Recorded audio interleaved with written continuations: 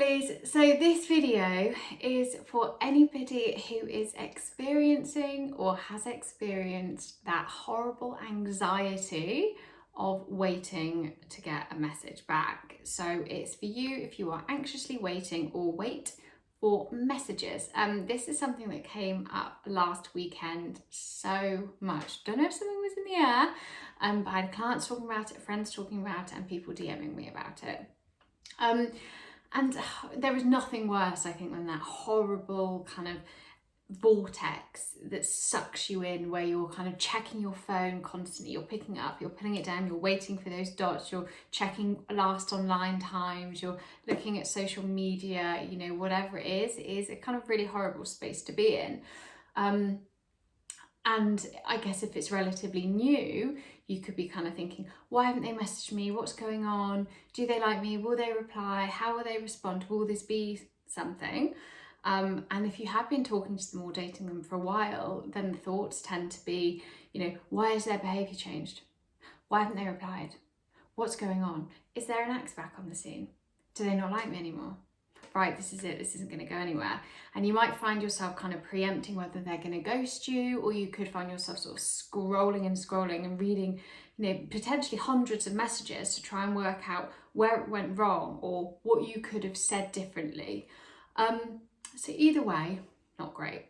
But I think that, you know, when we're waiting for that kind of message back, you are wrapping your kind of whole self-worth and validation in that text message, because you're waiting to hear whether somebody likes you, you're waiting to hear whether you're enough. And that validation hit is very addictive, but it's also very fleeting. And I do think that, you know, it gets wrapped up, really, doesn't it? That one message becomes a sort of symbol for all our deepest and darkest fears of, am I enough?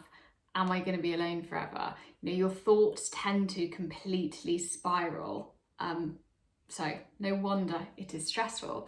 And before I get on to the tips, I also just wanted to say that if this tends to be your natural reaction, that kind of anxiety, adrenaline-led response is your pattern, then chances are you might have what's called an anxious attachment style. And this basically means that whenever your relationship or situationship feels threatened, your body basically goes into hyper alert and kind of responds to what we call protest behaviour, which means you will do anything to try and get close to them. And if you do have that sort of tendency to be anxiously attached, then not only do you kind of tend to sort of fall for somebody quicker or put all your eggs in that one basket and really attach yourself to that person, but you notice tiny little changes in behaviour, which is where things like text times or response times or whatever come in very importantly to you. So it might actually help you to hear that if you do have an anxious attachment, 90% of the time it's not actually about the person at the other end of the phone. It is about your internal system. So you're not in love with them. You don't have some sort of supersonic, like, is that a phrase? Response to that person. It is kind of your internal programming and your sort of ingrained response patterns. It's not always about that other person. So if this sounds like you, I've got a few tips. Number one, have you ever heard the phrase, always have something better to do than wait for text back? Never more true in this case, but we need to start thinking, you know, first of all, put the phone down, put it away, put it on silent, lock it in a drawer, whatever you can do to get away from the phone or the device where the message is going to appear, please do, shut that away. But then start to find something else in your life outside your phone or that relationship or situationship that you find meaningful. Okay, we need you to start reconnecting to what makes you happy so you can start to see the bigger picture. You know, whether that's going for a walk, listening to music, dancing, helping somebody, you know, going and seeing friends, whatever it is that actually resonates with you and means something, go and do that. Second point is, I want you to scale up. But what I mean by that is we get so laser focused on that relationship or your phone or that message, that everything else kind of fails in comparison. So we need to kind of lift you back up so you can start to get to see the bigger picture again. And by bigger picture, I mean, you know, have a little look at your life, you know, spend a few minutes thinking and writing about what makes you excited, what you're really looking for at the moment, what you really want, what do you want from life, what do you want from dating, you know, again, what gives you meaning? Because at the end of the day, this person's either going to be the one or they're not. You know, you have to actually start connecting back to the bigger picture of what you're here for and actually what it's going to mean. Which brings me on to my third tip, which is face your fears.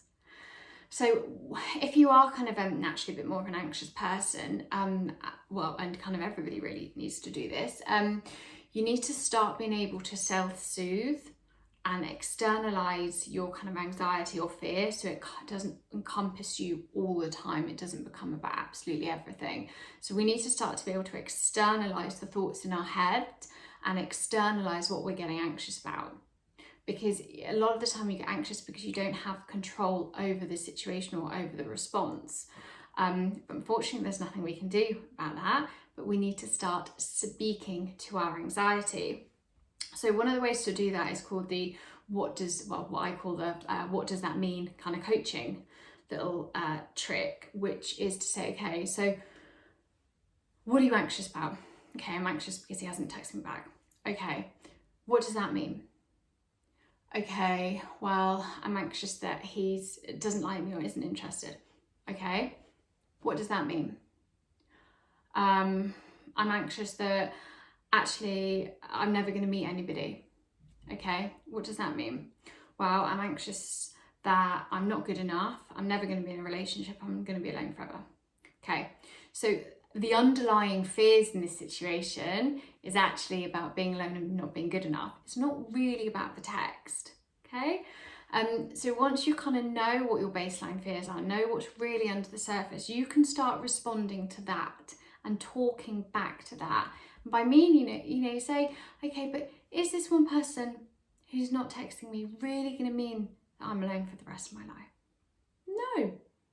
What is it actually going to mean in reality? What are all the options that could happen now? Okay, well, chances are I'm going to meet somebody else, or chances are he wasn't the one, chances are somebody else is better out there, I've got all this going on, all this is in my life, blah, blah, blah, I will be okay. So again, it's just having those conversations, and you can kind of write yourself a letter, write, the fear or the anxiety a letter, and write back if you don't feel like you can do it in your head. So yeah, it's called externalization psychology, but it just means we need to be able to start externalizing and talking to what's going on so we can kind of soothe ourselves and take us away from that really hot, anxious moment to a bit more of a calm space. So yeah, that is it. Let me know if there's anything else you want to talk about this topic, because it's huge and it's definitely something that I will be mentioning in the masterclass next Saturday, which I'm so excited about. So I'll see you soon.